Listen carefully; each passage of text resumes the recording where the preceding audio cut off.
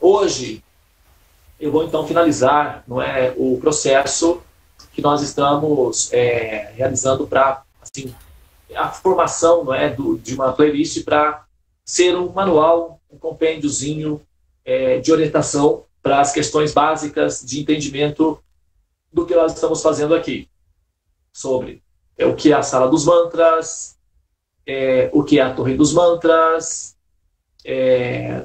quais são os processos relacionados com o tratamento que nós estamos aplicando sobre nós.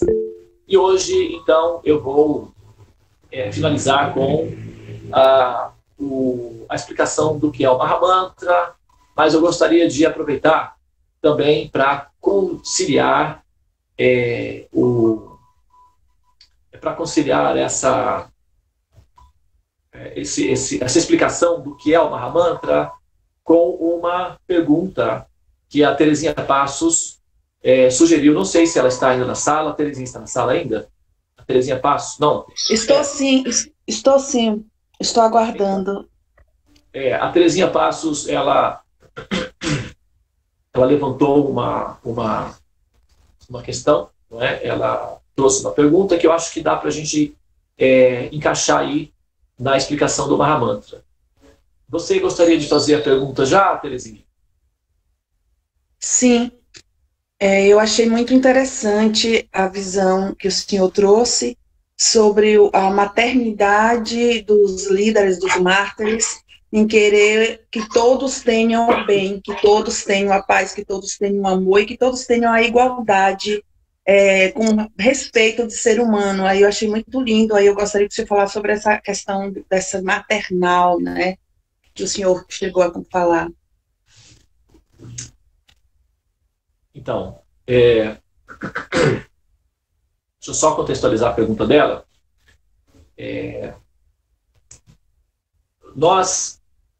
A gente vem tratando do assunto do Mahamantra, do processo da evolução, já há algum tempo, e em algum momento, né, dentro desse processo, nós chegamos à conclusão de que o estado final da evolução é o princípio maternal, né, e isso significa a conclusão da evolução.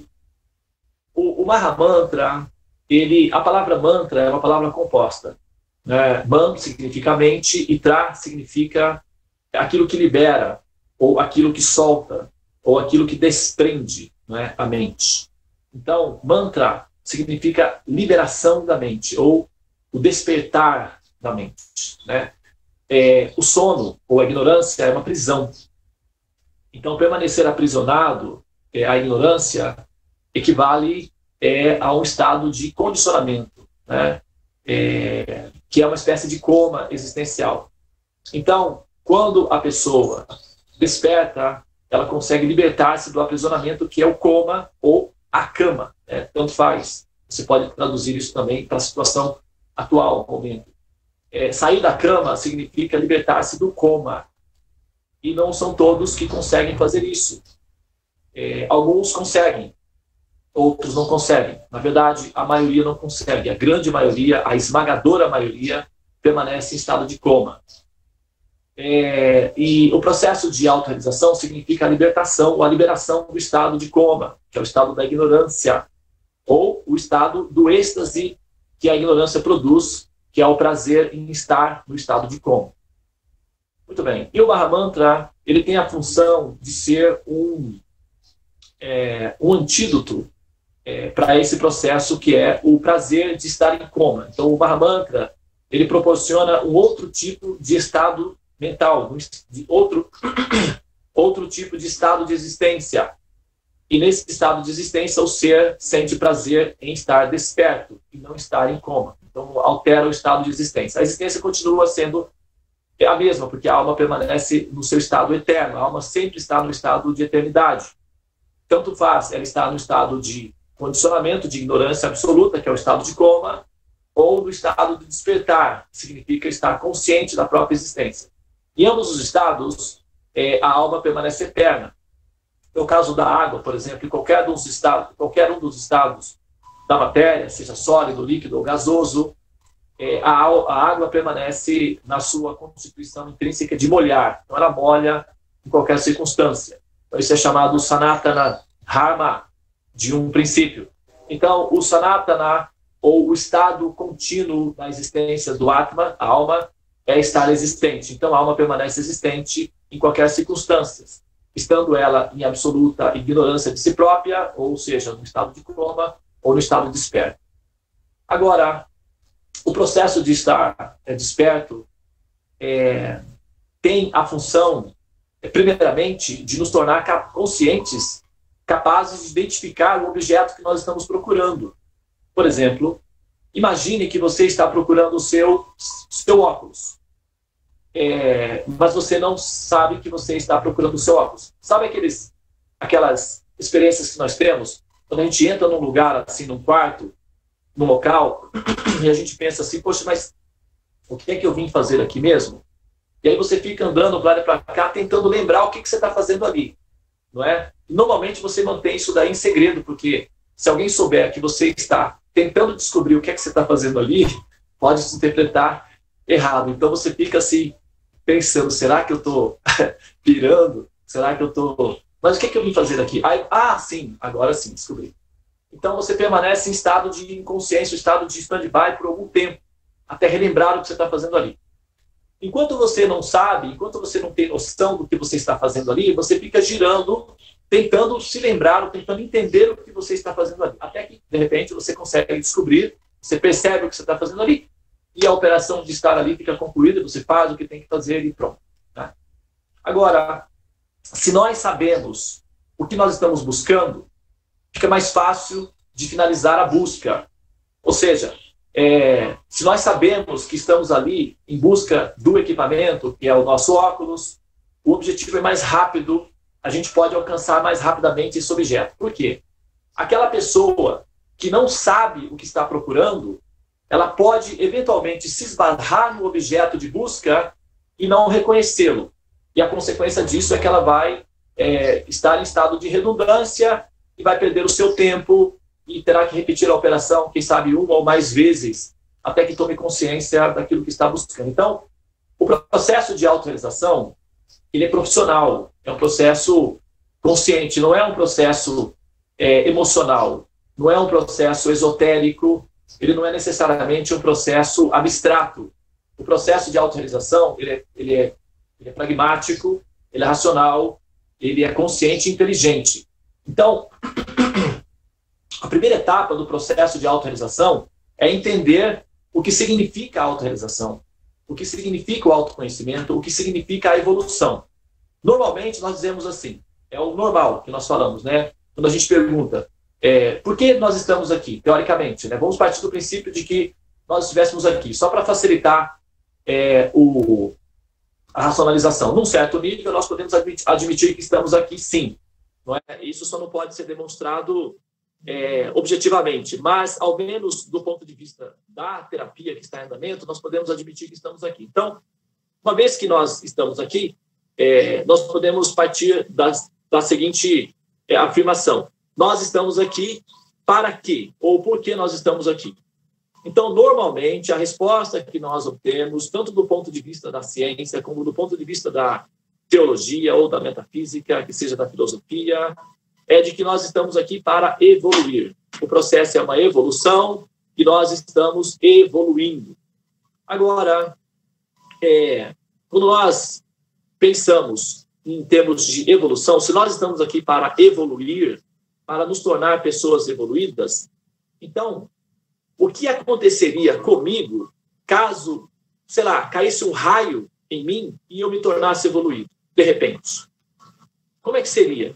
Vamos supor que vai que dá um azar e dá certo e eu evoluo. O que aconteceria comigo se eu evoluísse de repente? Ou então, vamos imaginar que a gente tem aqui uma cápsula do tempo, uma máquina do tempo. Então, vamos colocar o Devananda aqui dentro, na máquina do tempo. O Devananda é uma ervilha em coma. Então, vamos acelerar o processo da evolução. Pronto. Daí, sei lá, milhões de vidas lá na frente, a gente tira o Devananda da máquina de evolução. Como é que estaria essa pessoa? Como é que seria o resultado final da evolução? Tem como a gente saber qual é o resultado final da evolução? Porque Se eu estiver evoluindo, é bom que eu saiba o que acontece comigo quando o curso termina, não é? Imagina que você entra no curso de advocacia e chega um repórter e pergunta: senhor, senhora, você está fazendo esse curso? Sim, estou fazendo. Qual é o curso? Advocacia. E quando o senhor, a senhora terminar o curso, a senhora será o quê? Então, a resposta automática, eu seria um advogado. Mas se você não souber responder essa pergunta, a coisa fica complicada. Imagina que você é um aluno da faculdade de medicina e seu repórter pergunta: e o que você será após concluir o curso? E você, então, pensar: eu não sei. Se você responder: eu não sei, aí esse é um problema gravíssimo. Não é? Não tem como você partir dessa afirmação. Então, isso já não é lucidez. Então, você tem que ter uma noção do que você está fazendo, não é? Estar em estado de evolução significa entender o resultado final desse processo, que é o que nós chamamos de evolução.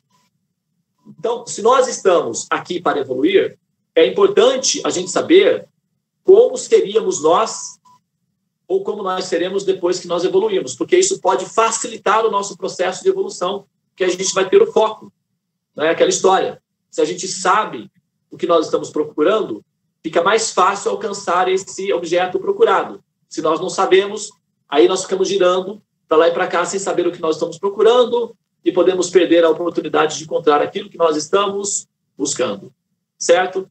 Então, nós precisamos de ter uma referência do que acontece quando nós evoluímos. Para isso, a gente precisa de olhar para as pessoas que já evoluíram, né? Porque, olhando para aqueles que já evoluíram, a gente vai saber mais ou menos qual vai ser o efeito sobre nós também, esse processo de evolução, né? E nós observamos que as pessoas que evoluem, na medida em que elas evoluem, elas se tornam necessariamente, isso não é uma opinião particular, não é uma opinião esotérica, isso é patrimônio público, é uma questão de observação.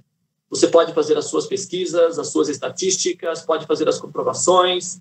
Isso tudo é uma questão de observação, é empírico, não tem nada a ver com fé, não tem relação com diferenças de religiões, nada, absolutamente nada. É simples e puramente uma questão de observação da inteligência. Observe. Todos aqueles que evoluem têm um comportamento basicamente maternal. Todos, absolutamente todos, é uma regra geral, 100%. Evoluiu, fica maternal. É uma consequência. Por exemplo, é como entrou na água, se molha. É uma consequência. Então, a gente pega, por exemplo, nós pegamos pessoas como o nosso mestre espiritual, Abhay Charan Bhaktivedanta Swami Prabhupada, podemos citar aí o Yogananda, podemos colocar aí Jesus Cristo, evidentemente, podemos colocar a mãe de Jesus Cristo, também podemos pôr São Francisco de Assis, o Gandhi, o Martin Luther King, o Dalai Lama, sabe, os poetas árabes que assim, exaltaram o amor a Deus acima do pragmatismo das religiões. Sabe, você pode colocar quem você quiser. O Chico Xavier, não é? Pode pôr também ali o seu pastor da igreja local, o Dom Evaristo Arns, e, sabe, quem você quiser. A irmã Dulce, né, os meus filhos nasceram lá no hospital da irmã Dulce. Então, quando nós colocamos esse grupo de pessoas e observamos o resultado final do processo da evolução, isso a gente não precisa pensar só em termos de místicos esotéricos, porque o que nós citamos aí, a maioria deles eram místicos esotéricos, né, com exceção do Martin Luther King, que também tinha os seus princípios místicos em andamento, mas a gente pode pôr aí a Angelina Jolie, nós podemos pôr aí políticos conscientes, reis soberanos conscientes, enfim, nas áreas das ciências, da filosofia, nós encontramos também esse tipo de pessoas evoluídas também. Tá? Eu não vou citar aqui, não vou fazer aqui uma observação pontual, porque isso pode ser feito também, caso seja necessário, mas eu acho que já deu para entender que, isso é possível de ser feito. Então, ao observar essas pessoas mais evoluídas, eles têm um comportamento maternal, tá? E qual é o comportamento maternal? O que faz uma mãe? Uma mãe, ela está sempre pensando em educar os seus filhinhos. Toda hora, fulano assim, fulano não, fulano, o que você quer ser quando você crescer? Fulano, vai para a escola, ciclano, não faça isso. A mãe é o tempo todo assim. Então, você pega essas personalidades e observe o que eles fazem. Estão sempre contando histórias, educando. São basicamente pedagogos, educadores. Eles são educadores, não é? A mãe é uma educadora. A mãe que não for uma educadora está descumprindo a função de mãe. Ou seja, ela está fora do arquétipo. Ela não está vivenciando a experiência interna do princípio mãe. Ela está simplesmente fugindo da responsabilidade. Toda mãe é uma educadora, inevitavelmente. Depois, toda mãe é estressada. A mãe que não for estressada, ou ela tem problemas psicológicos, ou ela tem filhos com problemas, vamos dizer, problemas. Porque mães com filhos significa estresse. Filhos fazem barulho, quebram as coisas, gritam onde não podem, quando não podem, interrompem as conversas, querem comer caprichosamente somente aquilo que eles querem comer, na hora que eles querem comer. Filhos são uma fonte praticamente infinita de estresse. E mães que não forem estressadas, ou não têm filhos, ou terceirizaram o seu trabalho convocando babás, muitas, para cuidar dos filhos. Então, acaba sendo artificial também. Todas as mães são estressadas num certo nível. Algumas conseguem ter um pouco mais de controle emocional, mas todas elas são estressadas. Elas são impacientes. Então, se você observar essas grandes personalidades, esses homens santos, essas mulheres santas, eles, em algum nível, eles demonstram um comportamento de impaciência, de estresse. Jesus Cristo, por exemplo, ele entrou no templo, quebrou as barracas, as mesas, e se exaltou, enfim, perdeu a paciência mesmo, né? Chutou o pau da barraca, rodou a baiana, pode-se dizer. E depois ele tinha hábitos de dizer assim: ó Pai, até quando estarei entre eles? Ó Pai, até quando estarei entre eles? Tipo, tá difícil, mas dá para levar, mas tá difícil. Então, ou às vezes ele próprio se retirava, ia para os desertos e ficava 40 dias, né, escondido lá, alguns dias e tal, algumas horas, não sei, pelo menos. Mães são assim, tem horas que elas querem simplesmente sumir, desaparecer. Claro que elas não querem abandonar os seus filhos, mas elas querem simplesmente folga, descanso, porque os filhos perturbam muito. Então elas entram no quarto e falam: me deixe, não me perturbe não, viu? Então, é assim, quem é mãe sabe disso, né? Me deixe em paz, eu estou cansada, olha que eu estou aqui a ponto de explodir, eu estou naqueles dias. Então, mães são assim, né? E quem é filho também sabe, já passou por isso. Bom, então, se você observar Jesus Cristo, São Francisco de Assis, não é? Assim, tem um episódio dele que ele destrói uma igreja, ele simplesmente sobe numa igreja e começa a quebrar uma igreja inteira. Ele deixou uma igreja lá simples, aí ele saiu para um retiro espiritual, porque ele estava precisando ficar sozinho e tal, aquela história de mãe. E quando ele voltou, os discípulos dele, os aprendizes, tinham feito uma igreja toda requintada e tal, ele ficou horrorizado com aquilo. Não tinha nada a ver com a teoria dele. O pessoal estava assim, criando uma nova expectativa em relação a tudo que ele tinha sugerido.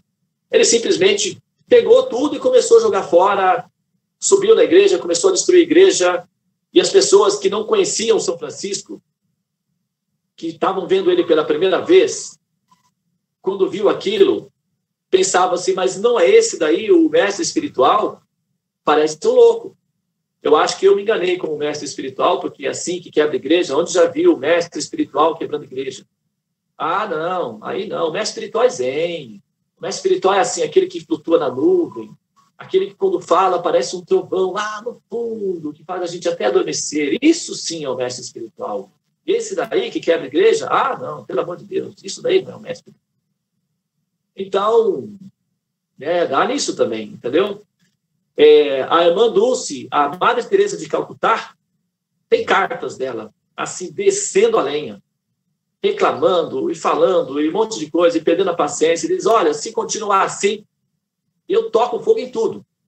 Não vai continuar assim. Ou vocês parem com isso, parem de me perturbar, ou então vocês vão conhecer a minha fúria. A Madre Teresa de Calcutá. Entendeu? Quer dizer, tem uma hora que a mãe perde a paciência. É a característica natural dessas pessoas. Não é?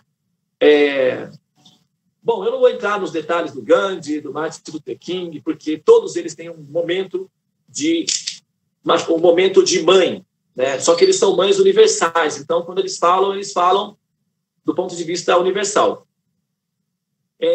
Bom, então, essas pessoas, essas personalidades são maternais, no sentido de que são educadores, estão sempre predispostos a sentar e conversar, e ensinar, e contar histórias, e contar de novo, e recontar, e contar de outra forma, até que os meninos aprendam. Também, às vezes, eles perdem a paciência, porque quando eles percebem que os filhos estão abusando demais da paciência, tchau! Daí tem o fato de que eles estão sempre preocupados em que os filhinhos brinquem sem brigar. Não é? Toda mãe está assim, olha, brinque, mas não brinque não, viu? Olha, esse brinquedo é de vida com seu irmãozinho, não é? O brinquedo é para todo mundo. Mas é meu. Não, é seu, mas você não pode deixar o seu irmão brincar um pouquinho? Que história é essa? Não é assim? Então, esses mestres, eles estão sempre pensando da seguinte maneira, vamos compartilhar os bens em comum. Os bens são coletivos. Esse processo de esconder, de manter para si mesmo, esse egoísmo gera briga. E vocês podem se machucar por conta disso. Vamos ficar em paz. Vamos aprender a dividir os brinquedos. Parem com isso, essa briga. Não é necessário. Senão, não vai ter sorvete no final da tarde. Ou então, senão, não vai poder entrar no reino de Deus. É a mesma coisa. É uma mãe educando.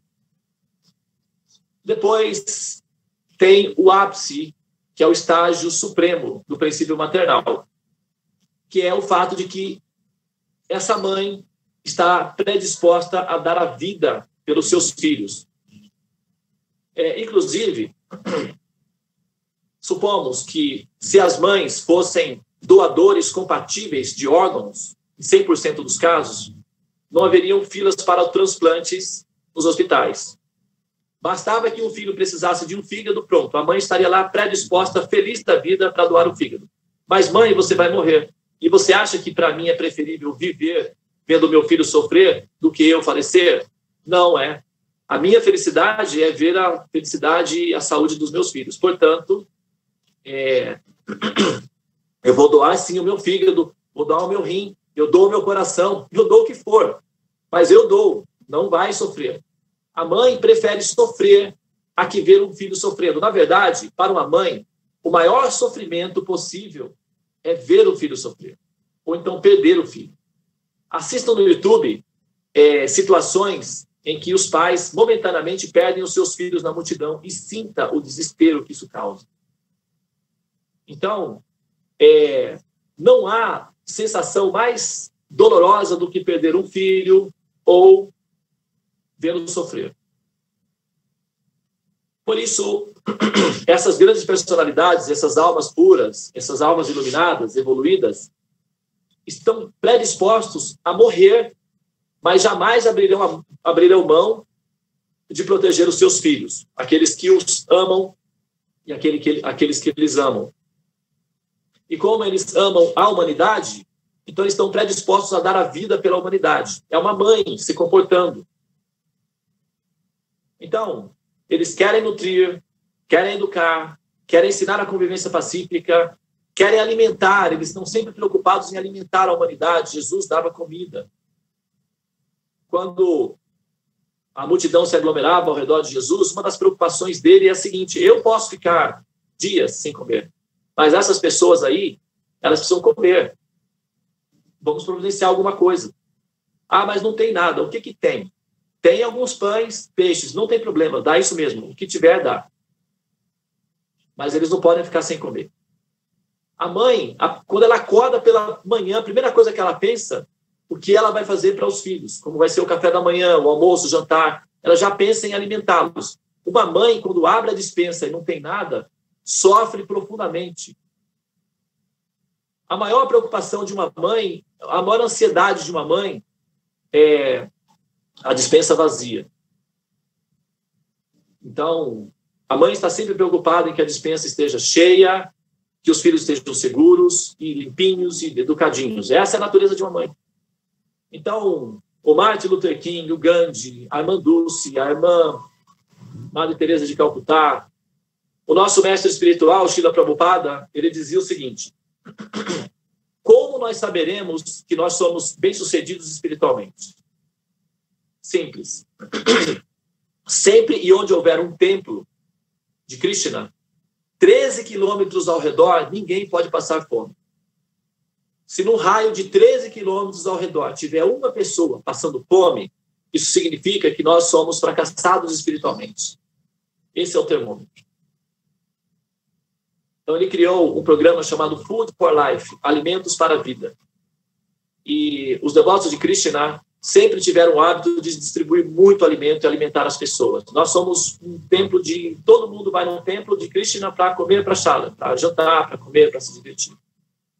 Essa foi a instrução do nosso mestre espiritual, que era uma mãe maternal e ficava preocupado em dar alimentos para as pessoas. Uma vez, ele foi na Rússia, na época do socialismo, né, comunismo, e ele viu que as pessoas faziam filas para pegar leite. E ele chorou. Ele falou: como isso é possível? Eu não sabia que isso existia. As pessoas precisam fazer filas para pegar 1 litro de leite. Na Índia, as vacas andam soltas, todos têm leite, leite em abundância, todos podem tomar leite a hora que quiserem em abundância. E ele chorou, ficando compadecido daquelas pessoas. Ele disse: o movimento da consciência de Krishna tem que se estabelecer aqui.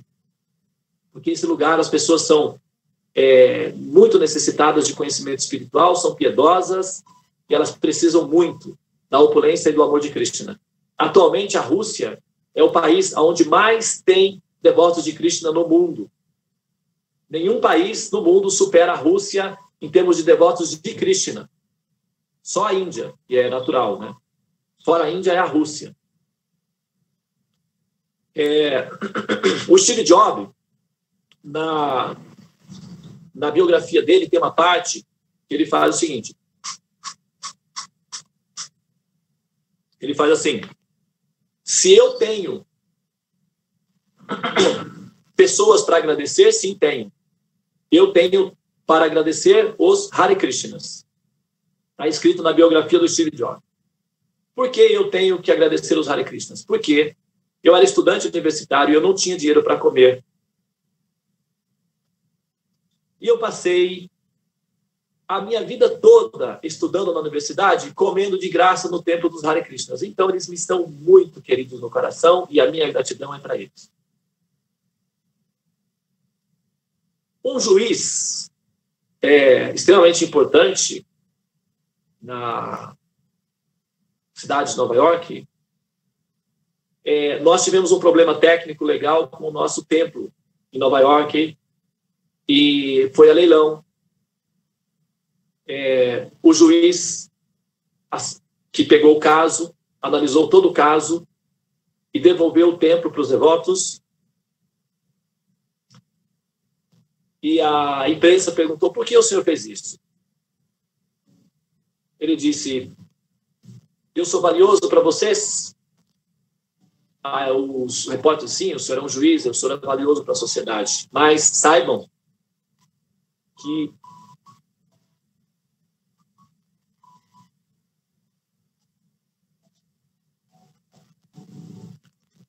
eu só consegui me formar porque os devotos de Krishna ofereciam todos os dias o jantar.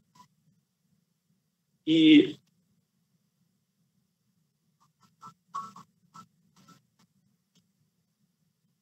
desculpa, eu consegui preservar o dinheiro para comprar os livros comendo a sopa e o pão e comidas de domingo no templo. Eu nunca consegui entender a filosofia deles, porque é muito para minha cabeça, mas eu sei que eles são pessoas boas. E o templo é deles. Eu assumo a responsabilidade. O governo deve muito a esse grupo. Portanto, a minha decisão final é: não, o templo não será tirado deles. E digo mais, será liberado para eles a concessão de aumentar o prédio. E assim foi feito. Isso foi recente, acho que foi em 2017 isso aconteceu. Então,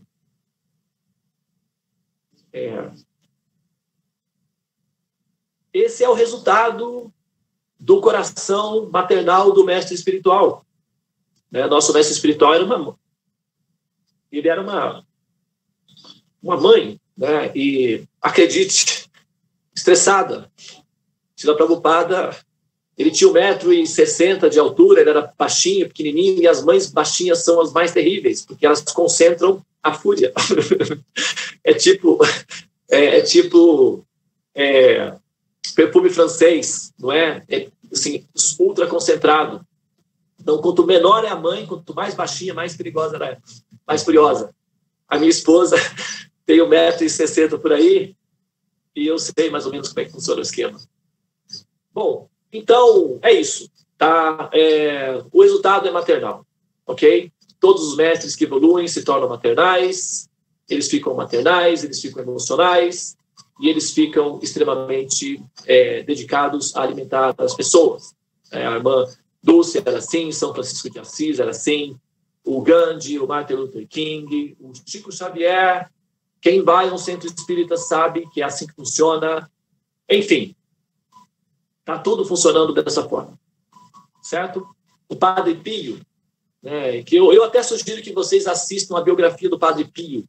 Assistam o filme do Padre Pio, vocês vão chorar. Eu tenho certeza que aqueles que forem mais sensíveis choram, porque eu chorei muito ao assistir a história da vida do Padre Pio. É simplesmente maravilhoso. Agora, enfim, então o resultado final da evolução é maternar. Jesus era uma mãe. Então, às vezes, nós dizemos assim, quando o padre diz... Não, Jesus, o próprio Jesus disse, né? Amai-vos uns aos outros como eu vos amei. Amai-vos uns aos outros como eu vos amei. Agora, eu vou escolher uma pessoa aí, tá? Preparem-se. Respirem. Vamos lá. Ok, vou fazer uma perguntinha. Se não souber responder, não tem problema. Mas eu vou escolher, sim, uma pessoa, porque eu quero ver a interação, né? Vou escolher, então, a Isabela Guerreiro. A mãe baixinha guerreira, perigosa. Isabela, por favor, apresente-se, querida. Ok. Olha lá. Escuta, é o seguinte. Amai-vos uns aos outros como eu vos amei. Qual é a natureza do amor de Jesus? Ou seja, qual é a qualidade do amor de Jesus? Quando ele fala, amai-vos uns aos outros como eu vos amei, ele está dizendo para nós nos amarmos como irmãos? É isso que ele está dizendo? Não, eu acredito como uma mãe, né? Como uma mãe, exatamente. Porque a natureza do amor de Jesus é maternal. Então, se nós formos nos amar uns aos outros como Jesus amou, então a gente tem que amar como uma mãe e não como um irmão. Porque amor de irmão é tipo, às vezes, né, não estou falando de vocês, porque vocês, né, assim, são maravilhosos entre vocês e tal. Mas olha, amor de irmão, vai, dá uma de louco. Olha, irmão é perigoso. Às vezes pode ser uma experiência chocante, entendeu? A gente sabe disso, né? Nem sempre o amor de irmão é tão assim abnegado ao ponto de dar a vida, não é? Pelo próprio irmão. Às vezes o irmão diz, sim, já foi tarde. Ou então, assim, é pouco, merecia e tal. Então, essa é a característica que não é uma característica superior de amor. O amor de irmão não é o amor de Jesus, eu sinto muito. Tá? Eu não vou entrar em detalhes aqui, mas eu tenho um irmão, o nome dele é Pica-Pau. Não vou falar nada sobre isso, tá? Porque é uma coisa interna dos bastidores, mas eu sei o que eu estou falando. Então, amor de mãe é muitas e muitas vezes superior ao amor de irmão. Então, Jesus, quando fala amai-vos uns aos outros, na igreja, por exemplo, ou na igreja, nos cultos evangélicos, quando o pastor fala irmãos, nossa, eu falo, meu Deus, não faz isso. Você fala irmãos, já me lembro de como é que funciona no Big Brother. E se isso daqui for uma irmandade, não vai dar certo. Com certeza vai dar rolo, e rolo bravo mesmo, assim, porque onde tem muitos irmãos juntos. Então, porque o princípio da ideia é de que nós somos irmãos, mas esse nível de amor é um nível comprometedor. Na verdade, nós somos mães uns dos outros, que é a qualidade do amor do Mestre, do amor de Jesus. É um princípio maternal. Então, aqueles que querem estar em estado de evolução devem pensar em termos da humanidade do ponto de vista não de uma irmandade, mas de uma maternidade. Então, a nossa posição deve ser olhar o mundo, olhar a humanidade como uma mãe olharia, e não como um irmão. Porque irmãos podem ser egoístas e até trapaceiros. Mas uma mãe não. Uma mãe, normalmente, a mãe, estou falando do arquétipo da mãe, né? Do princípio mãe. Porque tem mães que, assim, tipo... Mas não é a alma que está saindo do arquétipo, é diferente. Eu estou falando do princípio mãe. Normalmente se encontra na mãe. Então, olhar a humanidade como uma mãe é um estado de evolução. Nós olhamos e vemos como mães. E isso é evolução. Entendeu? Aqueles que permanecerem no estado de irmandade ainda podem cometer erros graves. Certo? Então, evolução basicamente significa se tornar uma mãe. Agora, vamos imaginar que aqui a gente tem a humanidade. Vamos pegar toda a humanidade agora, certo? Vamos pegar aqui, ó. Vamos colocar na máquina de evolução a humanidade. Vamos pegar a humanidade na forma de ervilha. Egoístas, violentos, egocêntricos, mal-humorados, rabugentos, trapaceiros, vigaristas, humaninhos. Vamos pôr os humaninhos aí, né? Ser humaninho. Vamos, então, acelerar centenas de milhares de vidas no futuro. Então, vamos tirar esses humaninhos daí. Como é que saíram? Mães. Certo? Então, vamos supor que desse um azar e caísse um raio na Terra e, de repente, todo mundo ficasse evoluído. Nós teríamos o quê? Um paraíso na Terra. Nós teríamos um céu na Terra. Nós só teríamos uma única dificuldade. As questões pragmáticas da doença, da temporalidade do corpo. Mas isso a gente pode resolver com tecnologia, com estudo, com adaptação. Nós não teríamos problemas morais de violência, assassinatos, crimes, egoísmo. Nós não teríamos nada disso. Então, se os seres humanos evoluírem, nós teremos uma réplica dos planetas celestiais na Terra. E com tecnologia, nós podemos resolver os problemas técnicos, como, por exemplo, terremotos, meteoros que caem sobre a Terra, doenças. Com a nossa inteligência, nós somos capazes de resolver esses problemas técnicos, de tsunamis, tudo isso. Nós precisamos de tecnologia, e para ter tecnologia, nós precisamos de tempo hábil e intelectuais livres para pensarem e encontrarem soluções. Nós não podemos ficar fazendo guerras e destruindo os equipamentos com estupidez. A gente precisa de tempo hábil e pessoas inteligentes dispostas a encontrarem as soluções para os problemas da humanidade. Então, se nós evoluímos, nós ficamos maternais. Libera os problemas morais e deixa os rapazes para encontrar as soluções e montar as pecinhas para fazer a coisa ficar melhor. Então, nós vamos ter uma réplica dos planetas celestiais, uma réplica dos devas na Terra. Ah, tudo bem, Devananda, mas vai demorar muito. Não tem problema, ué. Vai demorar, mas vai chegar lá, ué. Nós não fazíamos passatempo de final de semana enforcando as pessoas na praça pública e queimando elas. E os nossos filhos, a gente levava os filhos, a família, para ver e divertir-se com isso, os gladiadores, o Império Romano não deixou fósseis das arenas onde as pessoas eram devoradas por feras vivas. Não era um passatempo, um prazer coletivo, esse tipo de assim, nós não superamos isso? Nós não superamos, por exemplo, escravizar os negros, matá-los. Nós éramos serial killers para os negros. A humanidade, pelo menos a Europa, em grande parte, eram serial killers, eram assassinos dos negros. Mas isso não foi superado? Nós não superamos isso? Então, nós vamos superar também as nossas violências. Nós vamos incluir os animais, né? Gradualmente as pessoas estão deixando de devorar os animais.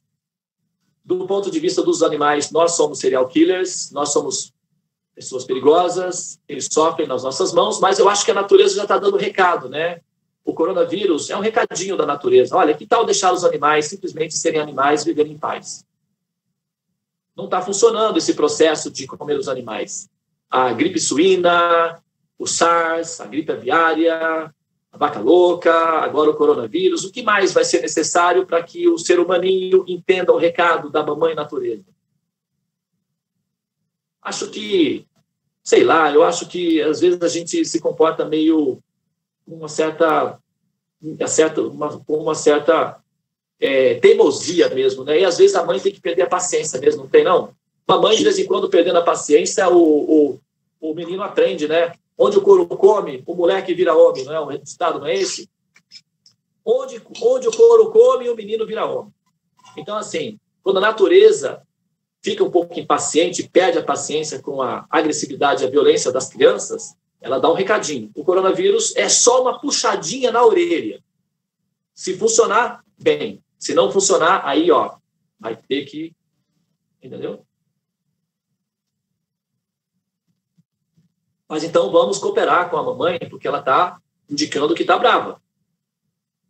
Então a nossa função, a nossa responsabilidade aqui é falar aí para os nossos irmãozinhos, filhinhos, que tem que deixar os animaizinhos em paz, tem que deixar de devorá-los, é doloroso, é sangue, é morte, não é uma energia do bem. Então, nós temos que levar essa mensagem para frente da alimentação pacífica, da alimentação maternal. Maternar significa em todos os níveis. Como é que nós vamos maternar devorando carne, se alimentando de sangue? Como que funciona isso? Não nos cabe mais. A gente já tem conhecimento suficiente para não cometer esse erro, que é um erro grosseiro. No passado, tolerava-se, compreendia-se. Mas, atualmente, já não. Não tem mais necessidade de tolerar isso. É como, por exemplo, a gente tolera uma criança de 5 anos fazendo xixi no tapete, no carpete, talvez 3 aninhos. Mas um garoto de 10 anos, aí já não pode, entendeu?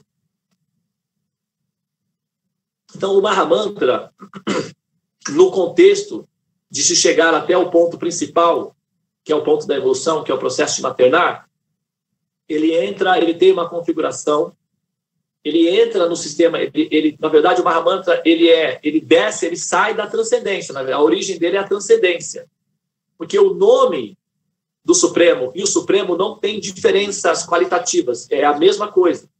Então, ouvir o Mahamantra é como entrar em contato diretamente com a Suprema Personalidade de Deus. Não tem diferença. No nosso nível de entendimento, a gente não consegue compreender esse tipo de colocação. Fica meio assim, ainda etéreo.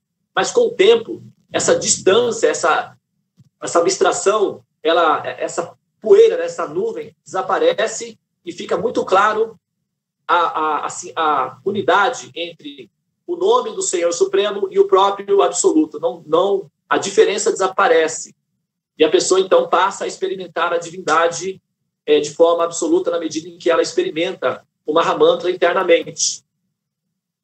Então, o Mahamantra, ele tem a função de enternecer o coração, purificar o coração, purificar a mente, nutrir o ser internamente. O Mahamantra é maternal. Tanto é que o mantra Hare Krishna. Hare significa amor, é feminino. Krishna é o princípio masculino. Então a gente tem Hare Krishna, vai contando os Hares. Conta aí nos dedos quantos Hares nós temos no Mahamantra. Hare Krishna, Krishna Krishna, Hare Hare. Hare Rama, Rama Rama, Hare Hare. Nós temos 8 vezes o Mahamantra, o nome Hare, que é Radharani, que é o princípio feminino de Deus. Então é o princípio de amor. Existe muito mais aspecto feminino ou maternal que aspecto masculino, estrutural, logístico, pode-se dizer. Se aqueles que evoluem muito ficam maternais, qual é a conclusão natural sobre Deus? É que esse ser, por ser muito evoluído, é uma supermãe. Ou seja, é uma mãe. Na sua essência fundamental, o comportamento é de uma mãe. Pode até estar na forma de um menino, ou na forma de um homem, na forma de um jovem. O Krishna, ele pode assumir várias formas. Ele pode assumir a forma de um bebê, a forma de um menininho, a forma de um jovenzinho e a forma de um jovem. Krishna não assume formas de velhos, assim, só se for para brincadeira, mas ele mesmo não assume essas formas. Ele fica jovem, ele gosta mais da forma jovem. É mais, mais agradável, né? Forma jovem, perfumado, colorido, não exatamente colorido nesse sentido, mas gracioso, né? É a forma original dele. Agora, pode ser, a forma de Krishna é uma forma que lembra a forma de um menino. Mas a natureza de Krishna é maternal. É uma mãe agindo. Então, o ser que evolui muito fica maternal, feminino. Não é efeminado, é diferente. Tem uma diferença de efeminado para feminino, né? Então, Krishna, ele não é efeminado. Krishna é feminino. Ele é maternal, na sua essência fundamental.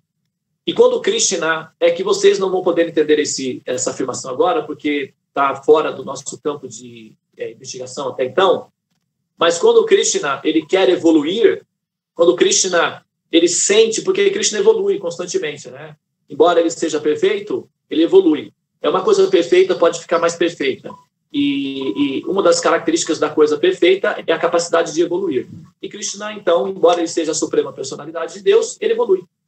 E quando ele evolui muito, a um ponto extremo, ele deseja se tornar Radharani, que é a forma feminina dele. Então, Radharani é a forma evoluída de Deus, e é uma forma feminina. Então, esses assuntos, eles são assuntos que necessitariam alguns drivers, que eu ainda não baixei, porque a gente não fala sobre esses assuntos aqui, mas aqueles que eventualmente se aproximarem mais e quiserem entender o conteúdo da filosofia do Vaishnavismo e da expressão de Bhakti, que é o amor por Krishna, aí vão aprender sobre isso também. Tá? Mas até então, o que a gente pode pensar é na natureza feminina de Deus, que é o aspecto supremo de Deus. Tá? Bom, que é a natureza maternal. E o Mahamantra, ele tem uma proposição pragmática, que é matemática, já que o cérebro, que é o processador, ele entende tudo por matemática, então ele tem uma matemática, uma configuração matemática dentro da estrutura do som que é produzido, e essa configuração matemática entra em contato com o sistema neurológico e adapta o sistema neurológico para interpretar temas esotéricos ou metafísicos do ponto de vista do amor. Ou seja, ele produz uma hipnose no sistema neurológico, condicionando o sistema neurológico para experimentar as sensações de amor. Então, o ser fica maternal. Por isso, o Mahamantra, que é o mantra da paz, que é o mantra do amor universal, é o mantra supremo do amor, é o mantra que transforma as pessoas em mães. Vocês acham que não seria legal se a gente espalhasse o Mahamantra para todos os seres humanos na face da Terra?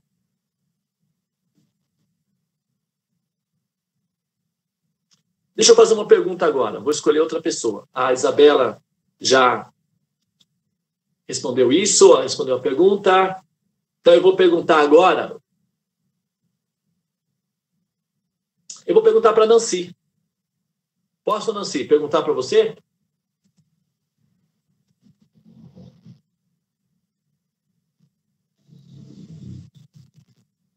Oi, Nancy, você está aí?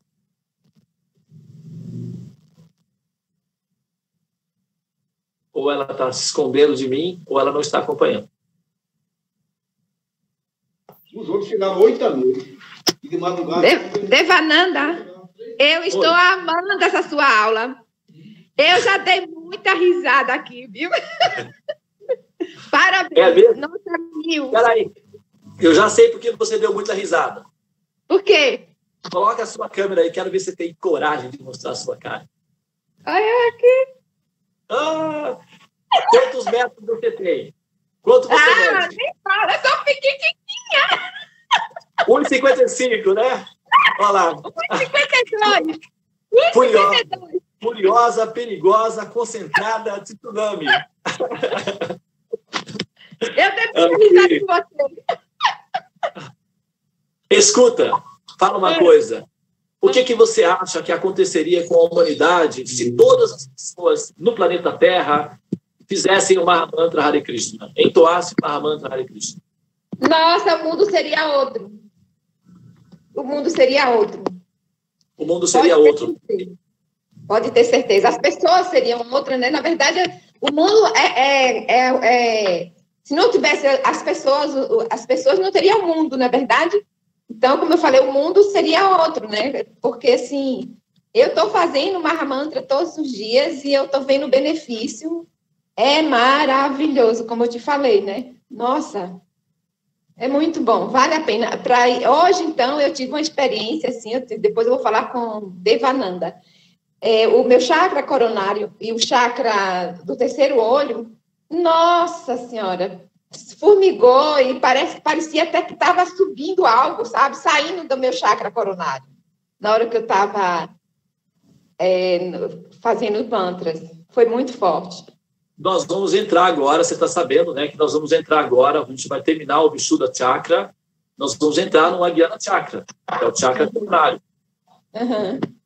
É o chakra é o Agyana Chakra, é o chakra do terceiro olho, né? E depois a gente vai no Sahasrara Chakra, que é o chakra, que é o portal, né? Mas, assim, então, isso quer dizer que se todas as pessoas do planeta Terra cantassem o Mahamantra alegremente nos seus corações, nós teríamos uma maternidade coletiva. Sim, sim. Nós superaríamos da fase de irmandade para a maternidade. Então, a qualidade do amor seria muito mais seguro em termos de humanidade, não seria? Sem sombra de dúvida. Então, gente, eu acho que essa é uma causa que vale a pena lutar. Uhum. Não é?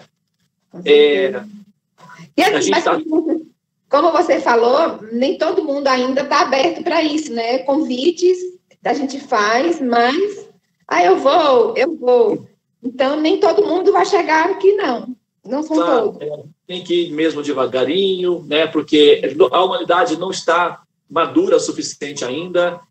Mas no nosso coração, a gente tem que ter essa percepção, essa compreensão de que a humanidade vai chegar nesse ponto. Talvez nós não sejamos a geração que vai ver isso acontecer, possivelmente não, porque é um processo de longo prazo.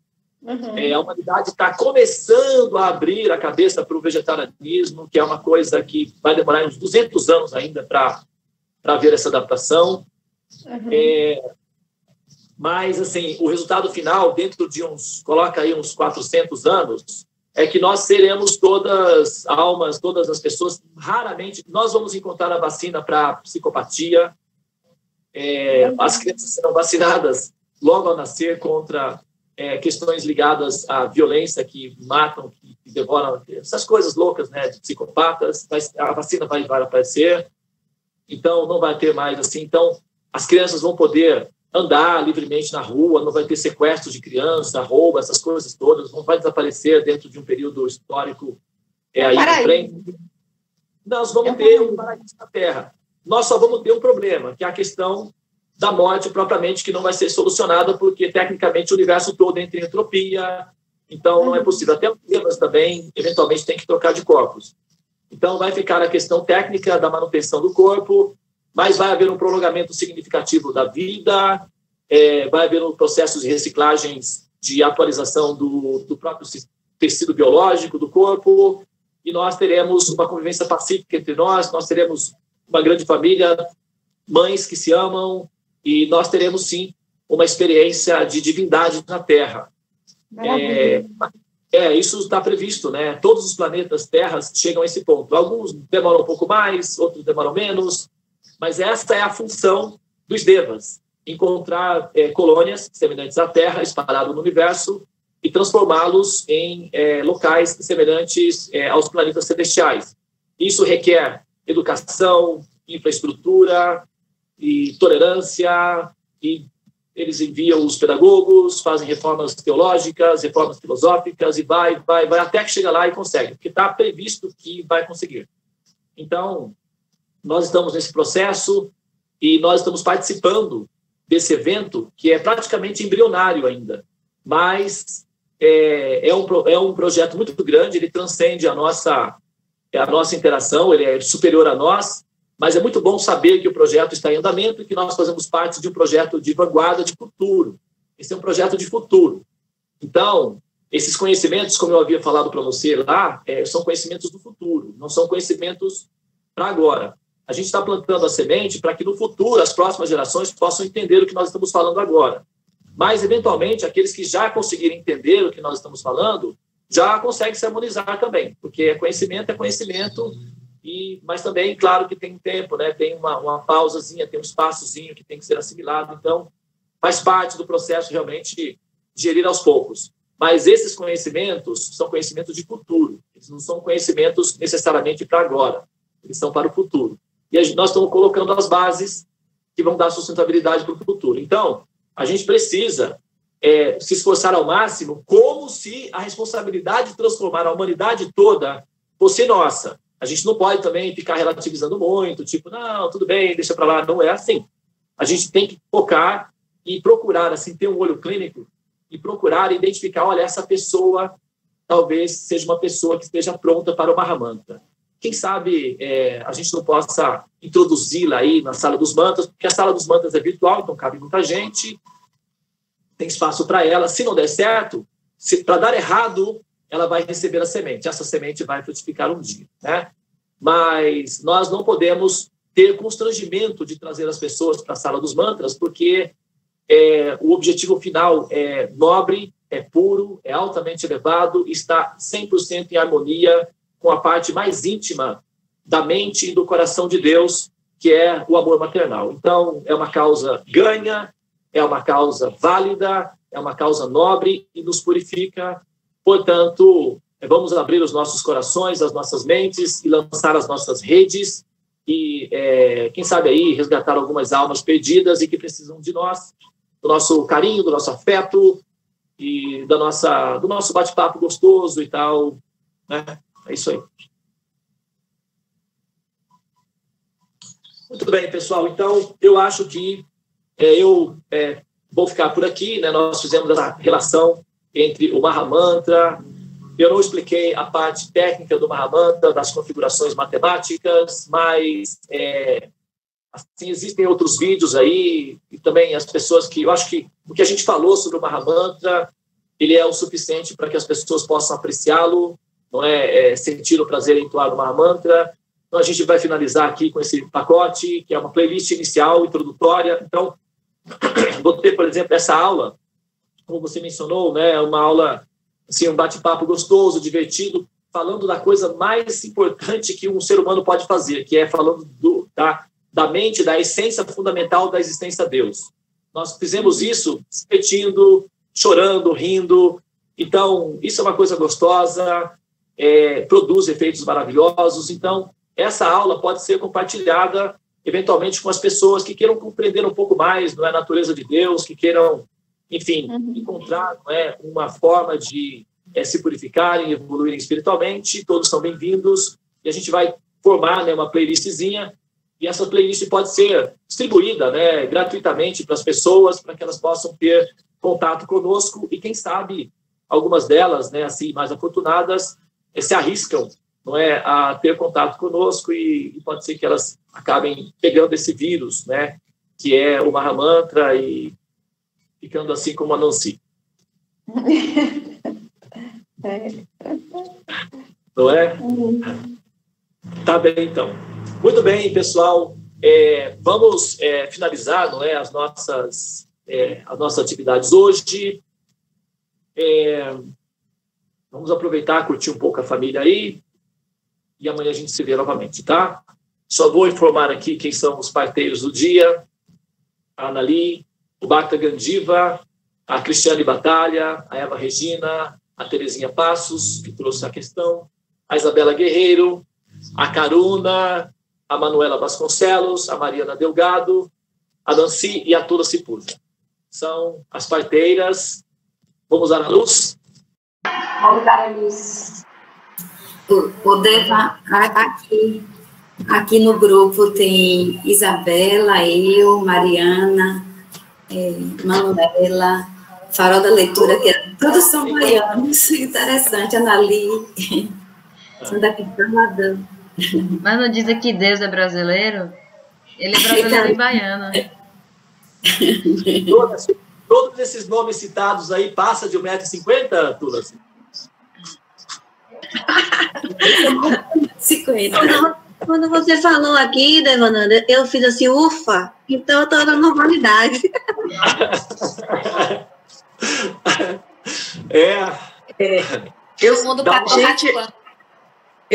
Se pudesse, né, uma sugestão seria fazer um corte nessa aula e a gente compartilhar, porque foi muito enriquecedor, foi emocionante, foi maravilhoso.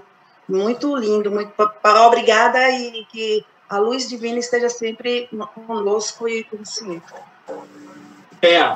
Isso tem uma playlist já criada. Eu vou compartilhar também uma experiência que eu tive ontem, assim, bastante interessante. Eu tô com um grupinho, comecei a fazer uma oração, eu até falei ontem. O pessoal é extremamente católico, mas assim, pensa no católico, fala de todos os santos. E aí tem uma vovozinha que ela começou falando, assim, na expressão dela, citando vários problemas existentes em relação à humanidade. Falou, assim, mas muito lindo que ela fala, certo? Mas ela fala preocupada realmente com a humanidade. Essa humanidade, eu não sei como é que vai ser, do jeito que tá, precisa todo mundo morrer. Assim, foi bastante drástico, muito interessante. Aí depois que a gente fez rezamos o texto, aí eu faço uma Mahamantra, faço outra continha com elas. Aí eu disse assim, olha, vamos pensar nos problemas, vamos pensar nas soluções, pensa nessa energia que você pode emanar para essa humanidade e tal. Aí no final eu perguntei, como é que está sentindo agora? Ela disse, eu estou outra. Isso realmente o Mahamantra, ela transforma, né? Você ensinou elas a entoarem o Mahamantra? Estou ensinando ainda. De vez em quando entra uma que ainda não sabe. Deve ser muito engraçado elas cantando Mahamantra. É muito engraçado, muito legal. Estou amando esse encontro. Deve ser muito legal mesmo, né? Eu sugiro para elas mudarem o nome do grupo de só mulheres para vovós divinas, porque parece que a maioria são vovós, né? E são mulheres divinas. Bom, é só uma brincadeira também, né? Não precisa mais, assim, eu acho que combina mais com elas, né? Porque elas são muito mais que mulheres, elas são divinas. Então, é isso. O nosso encontro eu chamo em sintonia com Deus. Se quiser eu chamo, né? Eu não sei. Não, é isso. Assim, elas estão em toda parte e existe, não é? Olha só, mas aí a gente pensa assim, essas pessoas, elas estão... você está entrando em contato com elas, né? Você está transmitindo um vírus para elas, né? O Mahamantra, a sua devoção por Krishna é um vírus que passa, as pessoas pegam esse vírus, né? Elas estão pegando aos poucos, então você está, transmitindo esse vírus, né? Esse vírus transcendental, e isso vai fazer parte da composição da consciência delas. Então, se não for assim, como é que essas pessoas sinceras, que são buscadores honestos, que estão tentando, de fato, compreender Deus e sentir, não é, e vivenciar essa experiência mística com Deus, como é que elas podem se atualizar se nós não nos misturarmos com eles? Não é? Se nós não nos apresentarmos perante eles, se nós não nos envolvermos, se nós não formos intrometidos na vida deles, como é que eles vão conseguir ter acesso a esse benefício? Então, de certa forma, nossa missão, basicamente, é sermos intrometidos mesmo, né? Mas assim, claro, no bom sentido, né? Não estou falando, né, assim, pejorativamente, mas assim, se envolver na vida das pessoas, se aparecer perante eles, não é? Sem constrangimentos, mas também com a sutileza, né, da inteligência, que é o movimento, a sedução, a proximidade, né, como você está fazendo. E a gente pode realmente, né? Esse nosso encontro, esse nosso bate-papo aqui, essa aula de hoje, ela pode, né, ser feito, sim, não, na verdade vai ser feito, né, uma ediçãozinha, e isso daí pode ser eventualmente divulgado, né, por aí, para que as pessoas possam conhecer esse aspecto de Deus, porque na maioria dos casos, o que eles entendem de Deus é o aspecto paternal. Eles chamam Deus de pai. Eles rezam para Deus como um pai. Tá tudo bem. Antes era como um general, depois passou para um pai, mas um pai com as características, de certa forma, de um general ainda.